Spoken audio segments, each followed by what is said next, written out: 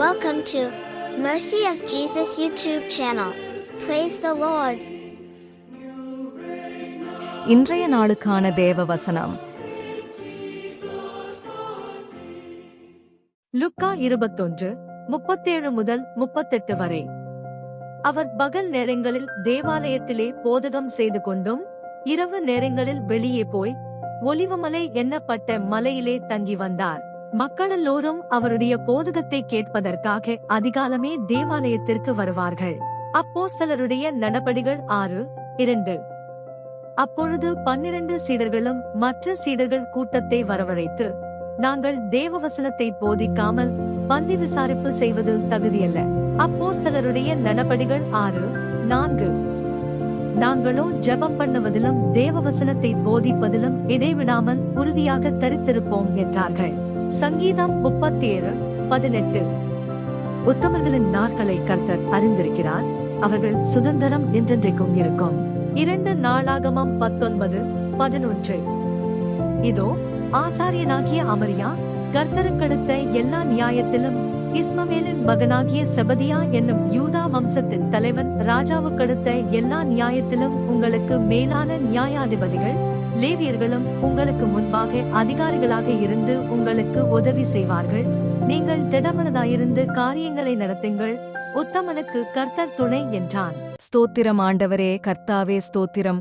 சமாதானத்தின் தேவனே ஸ்தோத்திரம் ஆண்டவரே, நீர் எங்களை பாதுகாத்ததற்காக நன்றி ஆண்டவரே. எங்களை நேசிக்கும் என் தகப்பனே, காலை முதல் இரவு வரை எங்களை பாதுகாத்ததற்காக உமக்கு நன்றி அப்பா.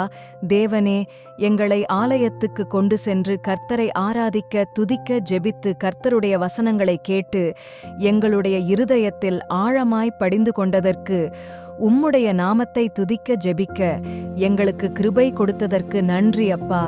தேவனே, இந்தியா தேசத்தில் உள்ள எல்லா மக்களும் இரட்சிப்புல கொண்டு வரும். இந்தியாவில் உள்ள அனைத்து குடும்பங்களையும் ஆசீர்வதியும்.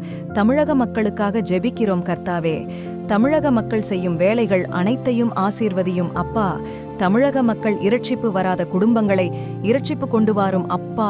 திக்கற்ற பிள்ளைகளும் விதவைகளும் சகாயர் நீதான் அப்பா, ஆசீர்வதியும் ஆண்டவரே. இந்த வேளையில் மருத்துவமனையில் வியாதியோடு இருப்பவர்களும் வீடுகளில் வியாதியோடு இருப்பவர்கள் அனைவருக்கும் சுகமும் பெலனும் தாரும் கர்த்தாவே. உண்ண உணவும் இருக்க இடமும் கொடுத்து அனைவரையும் ஆசீர்வதிப்பா.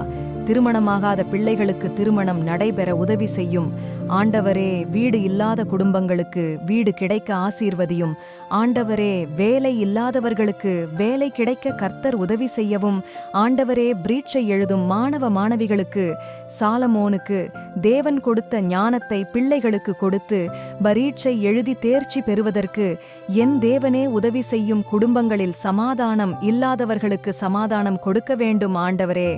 மது போதைக்கு அடிமையாயிருக்கிற வாலிப பிள்ளைகளை மாற்றும் ஆண்டவரே. மனம் திரும்பச் செய்யும். குடும்பங்களை சந்தியும். அவர் குடும்பங்களுக்கு சமாதானத்தை தாரும். எங்களுடைய வேண்டுதல்களையும் விண்ணப்பங்களையும் ஸ்தோத்திரத்தோடே கூடிய ஜெபத்தோடு கர்த்தாவே உம்மிடத்தில் தெரியப்படுத்துகிறோம் ஆண்டவரே. இந்நாள் வரையிலும் எங்களை பாதுகாத்த தேவன் இனிமேல் எங்களை பாதுகாத்துக் கொண்டிருப்பதற்காக நன்றி ஆண்டவரே. ஆமென்.